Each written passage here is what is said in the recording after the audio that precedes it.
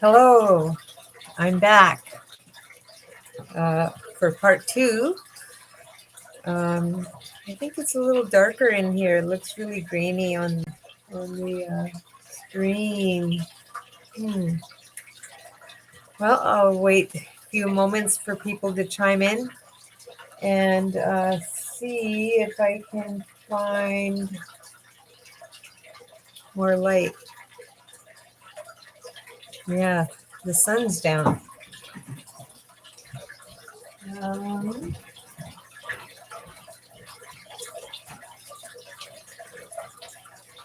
whoa, whoa, whoa, whoa. Shit.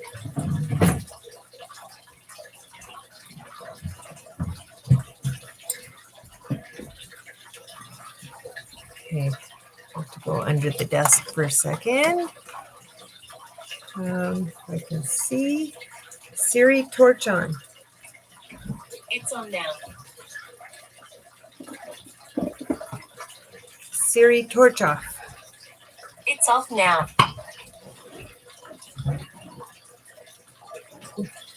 Okay.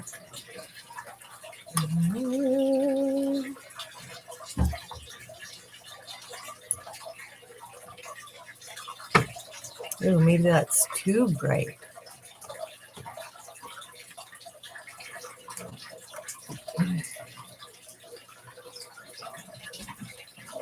Is that blinding?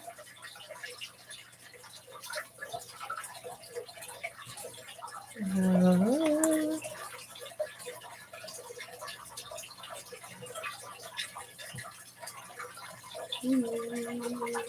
it's kind of shadowy. Maybe I need to invest in a ring light.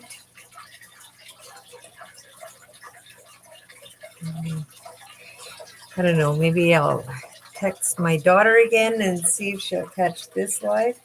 Now that I didn't put any restrictions, people should just be able to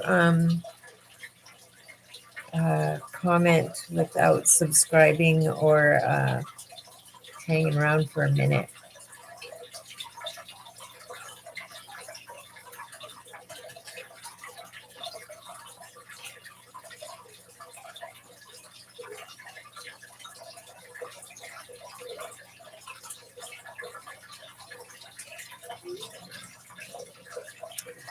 Alrighty.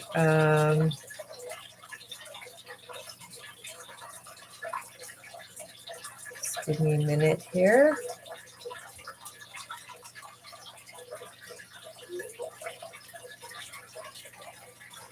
Okay. I should at least get one person, my daughter.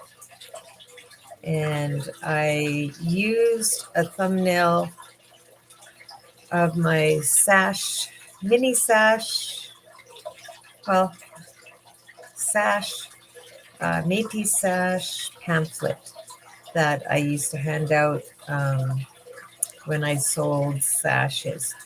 But I got burned so many times with people ordering sashes and canceling after I'm finished the sash, and now they don't want to pay for it because they figure it's not a value, or I don't know.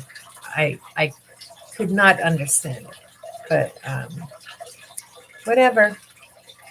I don't do orders anymore. So if you ever get a sash from me, be happy because I won't be selling them anymore. It's an art. It takes a lot of time, and the price I asked or was asking before I quit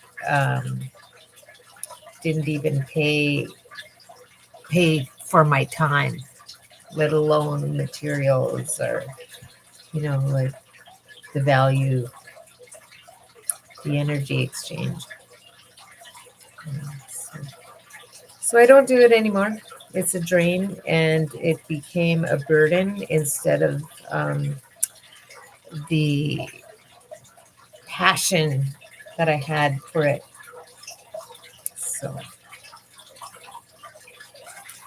Yeah. But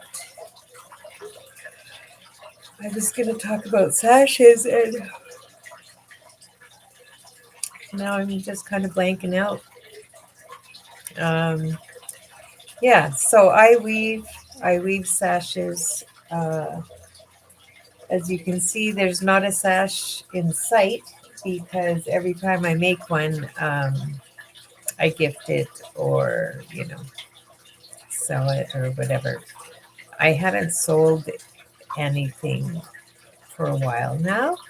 So I usually just gift them. And what do you know? I don't own the sash that I made, but I do have one to show you. Just a moment.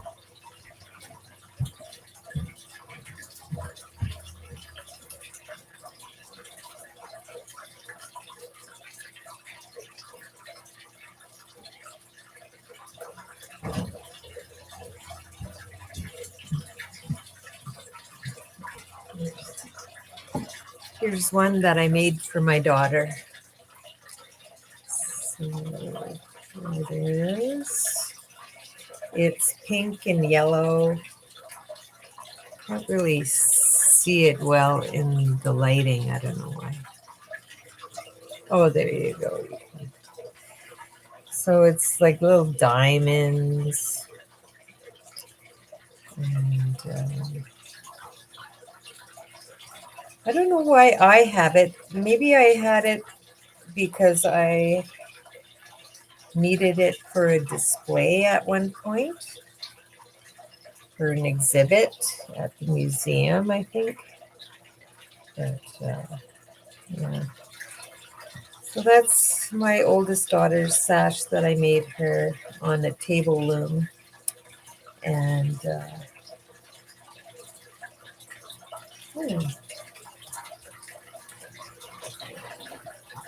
I make mini sashes for your lapel, like little, like, you know how they put a ribbon for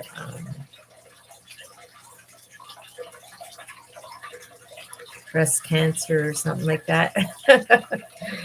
uh, that's pretty much what I. Sorry, it was a long day. Wasn't doing a whole lot, just the mental goings on today because of going live um, 4 times today, I think. I'm trying to build up some kind of muscle memory for this so that I don't flop like I did this morning. Uh, that was kind of brutal. No sound, and the tripods weren't cooperating and could not focus on the artwork that I was working on. Sorry. Is somebody yawning out there, giving me the yawns? I usually don't yawn when I'm speaking like this, and I usually don't get this tired. So I'm just wondering whose energy is affecting me right now. Um, but yeah, so talking about sashes, when I moved here in October of '99, my sister invited me to live with her because I didn't have a place to stay. And oh my God, me, my newlywed husband, 4 kids, a snake, an aquarium of mice to feed the snake, 2 cats, 4 dogs, and one had puppies. And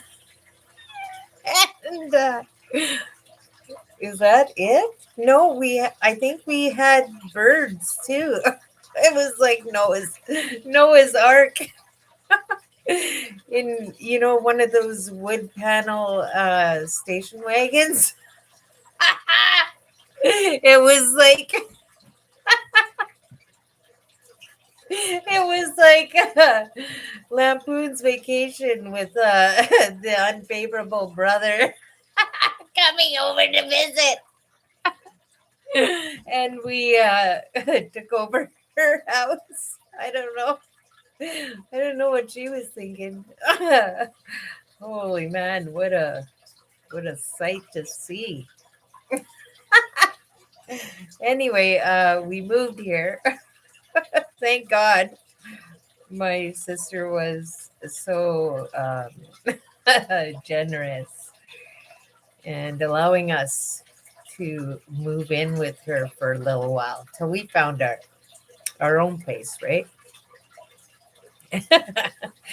And so anyway, she was working for the Métis Nation, uh, and still is, and always in heavy negotiations for our rights and our land claims and stuff like that. And uh, I thought, we don't even know our membership. I guess if I lived here longer, I would kind of have an idea of the membership. But Métis people come in all shapes and sizes, all colors, and you would never know someone was Métis. Sometimes, like my daughter, my cousin calls her California Rhea because she looks like me, but her skin is really pale and she's blonde and she doesn't look like indigenous person, right? So I thought, wouldn't it be nice to be able to recognize our membership on a daily, not just at weddings or graduations, with wearing the full sash around your waist, or the women would put it over their shoulder. Because it's just not practical to wear a big sash around town, to go to post office or whatever. So I thought, make a little ribbon that goes on the lapel. And I got to work. I started to figure out what to put it on. Like, I needed some kind of a loom, and the only thing I had was a dream catcher hoop. So I tied all the little strings on the top and bottom across the hoop, and had to have tension. So I had to make a couple of knots and to keep them still. And I figured out, a pattern on there, how to weave, and I figured out the colors that I wanted and everything. And but when it was time to take it off of the hoop, it was so hard to undo the knots. And I couldn't just cut the sash off, otherwise there would not be any fringe. You want some kind of a fringe. You don't want it just to be cut off right there. So I thought and I thought, what can I do? And then I realized, hey, I bead on a beading loom. I can roll the threads on each end over the rollers, and I'll do it on beading loom. So that's what I did, and it worked out great. But great for me because I'm ambidextrous. I could use scissors in both hands and whatnot. So yeah, it was easy for me to do, or I still do it. And I do have one of the beading looms here I could show you, but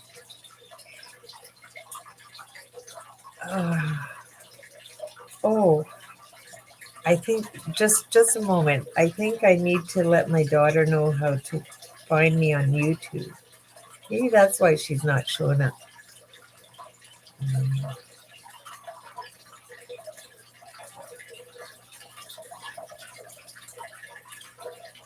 Um,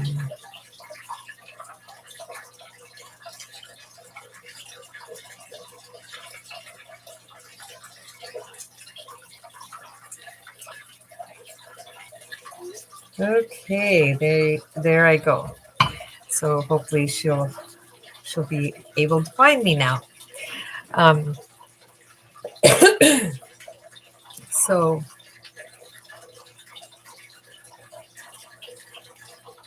So I figured out how to make a sash and what pattern I wanted and what colors I wanted, and I went to town. Holy man, I was making them, and I got quicker and quicker and faster, and it got easier and easier. And I would go to Métis meetings and sit by the door, and with my little sashes and sell them to the members. I think the first year I probably sold around 400 mini sashes.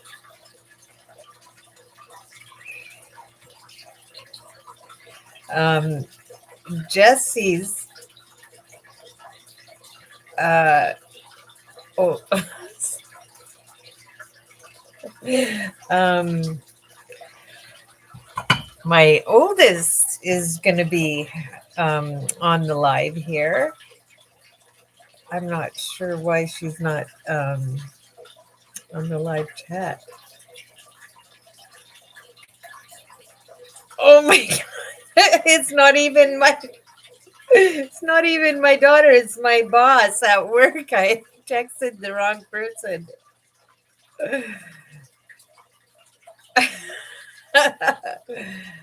um, I'll just let her know that I'm live now and she can watch if she wants.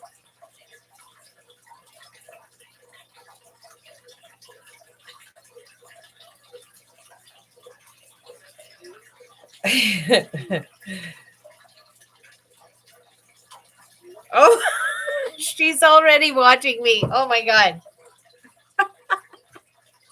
Okay, I'll try that again. I'll, oh boy. No wonder. Julie. Oh, jeez. Um, Names that are close in spelling. Um,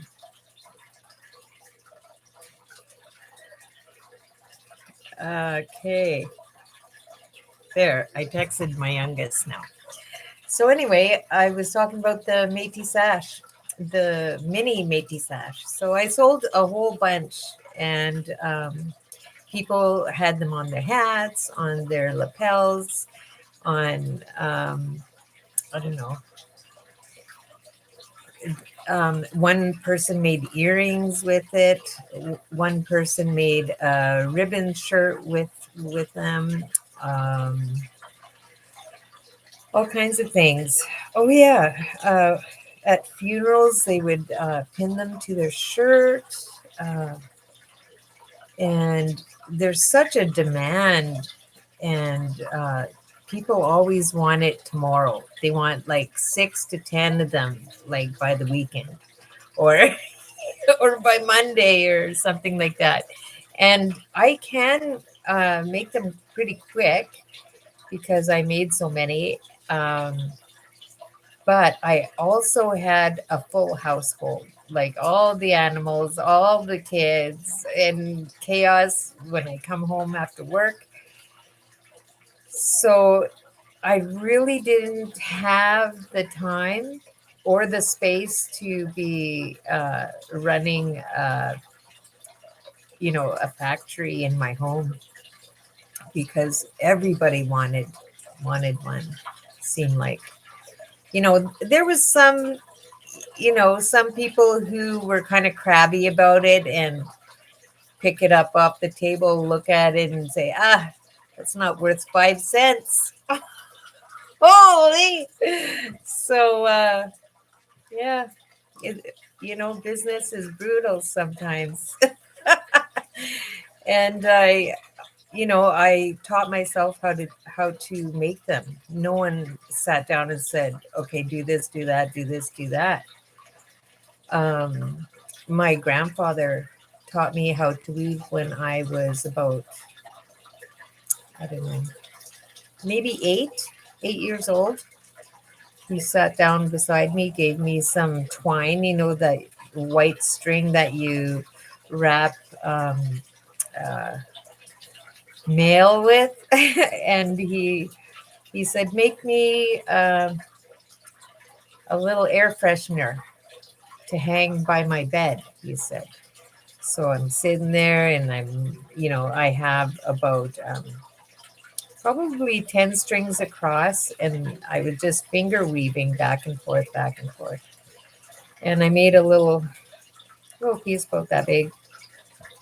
And I showed him, I was so proud. And he said, um, "Get me the spick and span." So there was a box of, spick and span floor cleaner. I think it was mop floor, floor cleaner. It was dry. It was a powder, granulary, powdery stuff. And he took the little air freshener that I wove and put the spick and span on it and rubbed it really good with the spick and span and took it and hung it on his bedpost. And that was the first piece I ever made. And then when I moved back to Fort Smith, and yes, the first piece I made was in Fort Smith at my grandparents' house. So when I moved back here, I made a second piece, the mini sash, and that was in '99. And then a well-known elder here who was fluent on a table loom did a workshop on how to make a full-size sash. So I took the workshop. I think I even got paid. I think Parks Canada paid me to take the workshop because they wanted their token Indian to teach cultural skills in the national park. But whatever, I went to the workshop, and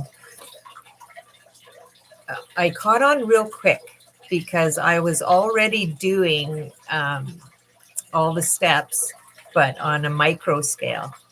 And so it was easy for me to put it big scale, like, figure out, what was going on with the big table loom.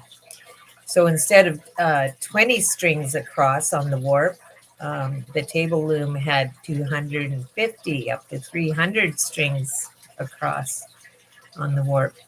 And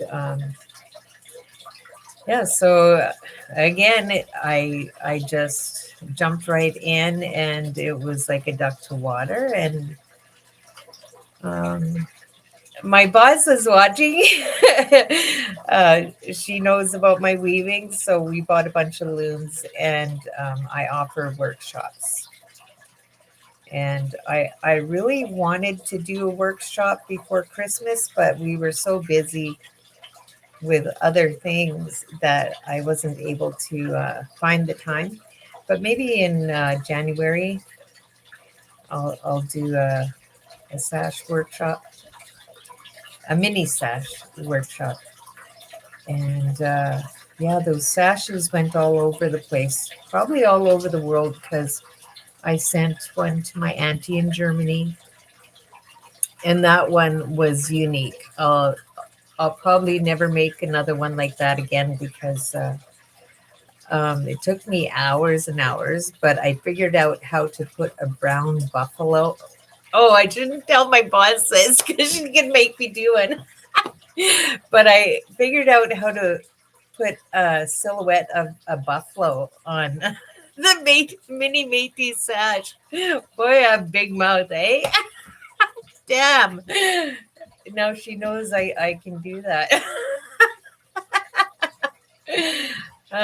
Okay. I could figure it out again, I guess. It'll be easier the second time round.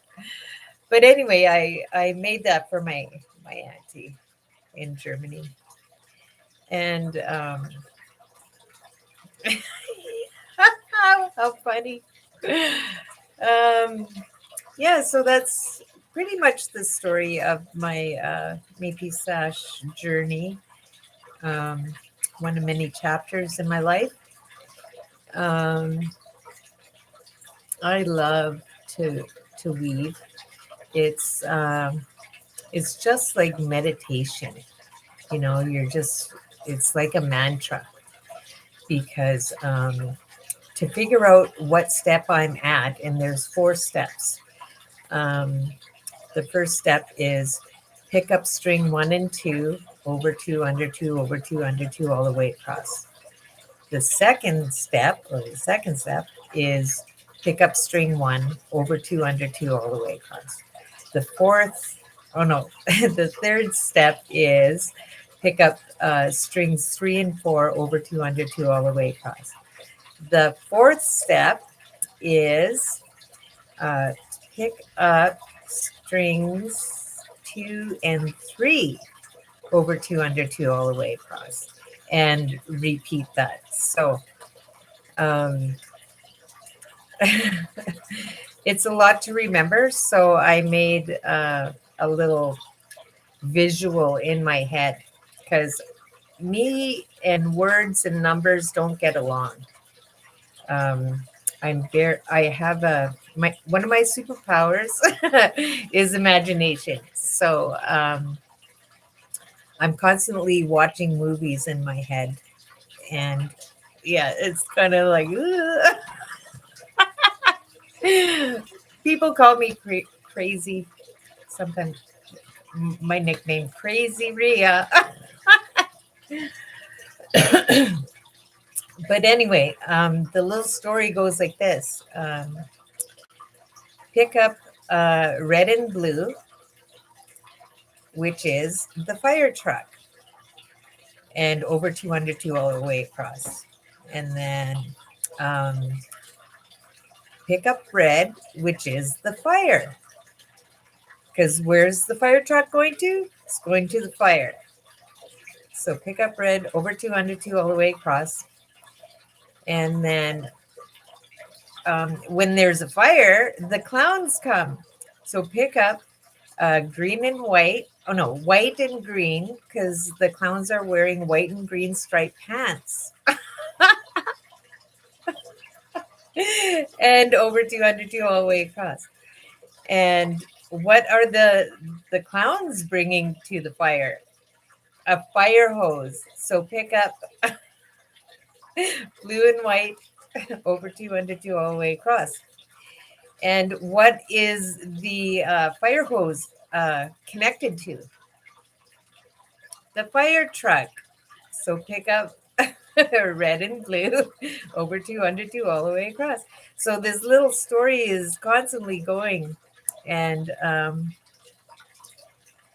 yeah, so it's like a mantra, it's like meditation. But I kind of was imagining Dumbo. If you saw that scene in Dumbo where they put Dumbo way up on this ladder and the clowns were, enacting like there was a fire and they had a fire truck and the clowns were running around. And yeah, so that's what I was watching, or that's what I watch when I weave my mini sashes.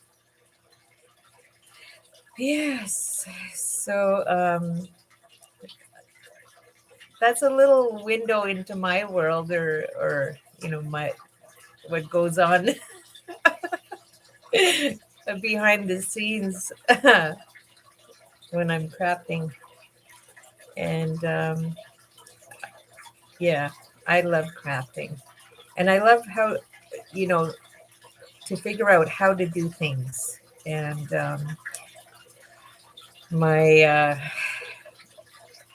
my claim to fame is I can make anything. You just ask and describe what you want, and I can make it. So, and I think it's channeling, like it's coming from somewhere, this information, right? Maybe I've done it before in the past life or something, and the information is there. So I just got to tap in, and boom. I need a magic wand because sometimes things just appear. I'm just kidding. I make it. I make it appear. um, but I try not to tell too many people that because then the orders start coming in. So maybe I shouldn't have brought this up because now everybody knows that I'm well, maybe uh hopefully I won't get too many orders because oh, people try and try. They still try. They're like, oh, you can do that. Oh, you can make that. I'm like, I can, but do I really want to? Do I have time? That's the biggest part is the time and the energy, you know, it takes. And I had a brain injury, and I can't multitask the way I used to, you know. So when I have to figure things out, um, I can't multitask.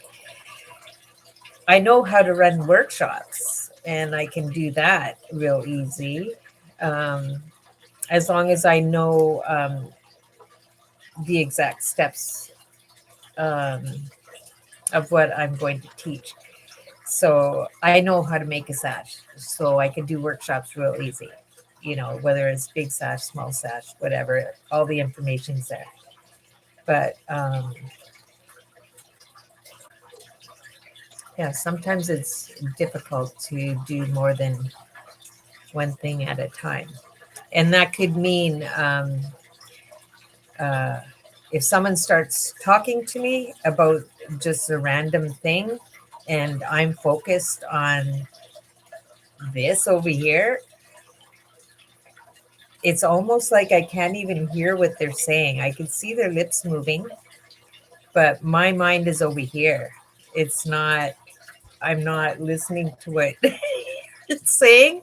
And I think it's part of a bad habit too, because throughout my life, um, my kids could be standing right in my face and talking, and I'm just like, I'm watching a movie. I'm not listening to you. And sometimes I'll pretend I'm listening to you, but I'm not. Oh, gee.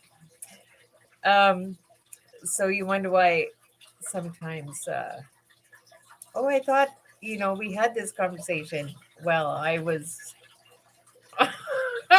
doing something else and I can't multitask. But um,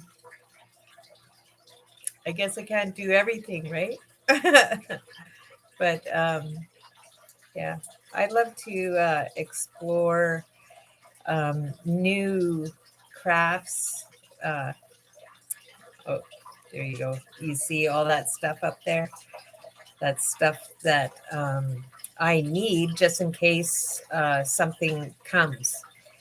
Because when it comes and I don't have the stuff to do it, then I lose it, right? So and that's why I think it's like channeling, because all of a sudden something will just hit me and I have to make it. And so I I need all my pliers and all my tools and all of the fancy little uh,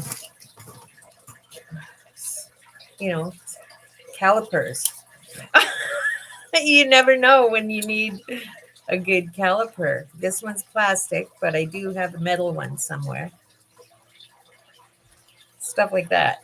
You never know when you're gonna need a good caliper. Yeah. So I have weird tools all over the house, and I don't loan my tools to anybody unless I know, I'll get it right back or something, or I'm standing there watching.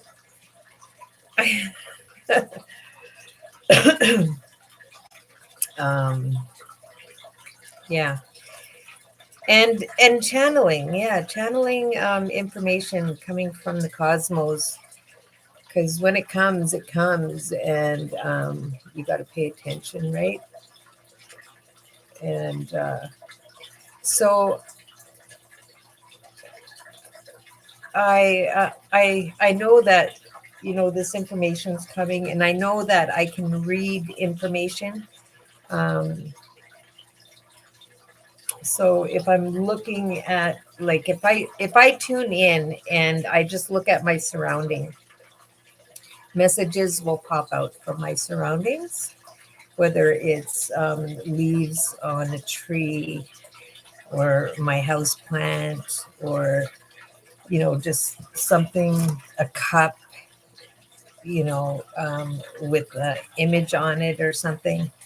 Um, Everything speaks, and when you tune in, you can pick up the messages, and that's part of what I can do.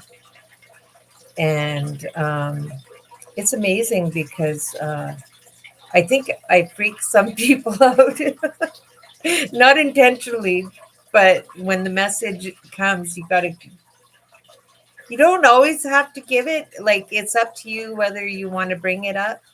But I think it's a good idea too, when your ancestors or spirit guides or creator gives you a message. It's important that you figure out why and who it's for, if it's not for you. And so that's why, if you look around my house, you will see an array of crystal balls. I I haven't started using crystal balls in scrying yet, because, like I said, I don't really need to look into a crystal ball. I just have to look around, and the messages are all around me. Yeah. But I would like to wake up some crystal balls and try it. I I would like to learn tarot, um, but again, it's all comes down to how much time do I have and where do I want to spend my time. I like runes, because you just put your hand in the bag and you pick one, right? That's real quick and easy, and you have a book and you. But I also want to make my own runes, so that you know um, it's more personal. Yeah, with my energy in it, I guess. Yeah, and yeah, so that's a little bit, probably a little bit too much about me. I feel like I'm tooting my own horn sometimes, but I don't want to be the only one that knows. It's kind of lonely there, you know. If you saw the live that I did before this one, I spoke about uh, being on the road doing storytelling and theater and puppetry and stuff like that. And it's lonely on the road. Yeah. And it could be a lonely journey when you're not surrounded with your people, with your peeps, you know, the people that understand you. That's why my boss and I just love going to work because we can talk about all these things that, you know, you can't talk to the normies about. Yeah, the moguls, they get mad, they get angry because they just don't understand. They don't understand. And it's nice to be around people who do understand. So, yeah, I really enjoy uh,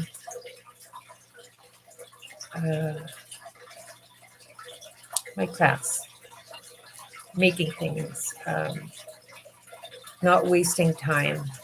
I know how precious time is. And if there's anything anyone gets out of this video is don't waste your time. There's so much to do in life. So try not to waste it. However, I do love Minecraft, but I don't feel it's wasting time because I'm building a legacy. As long as my daughter keeps making the monthly payments, you know, if you know one day I'm not here anymore, my grandchildren could walk around in that virtual world and say, "Me and my Gigi built this together."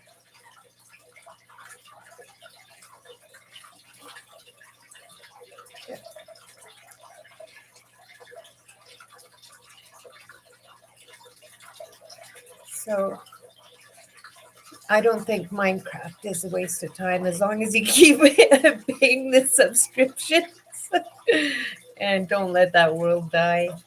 Yeah. But I brought the water. um, I always bring the water. Yeah. I think that's another superpower of mine because it never fails. And I think it's important too to feel. We don't want to be a cold-hearted person. You don't want to be someone who can't feel. You need to feel. You need to be alive. You know you're alive when you can feel. Yeah. So I guess I'll leave it there. Love and light to everyone. And oh my gosh, my boss is on the beach somewhere down south somewhere. Yeah. So stay in the light. And we'll see you guys again. I don't know when, but we will see you again. Oh, wrong button again. Sorry. Okay.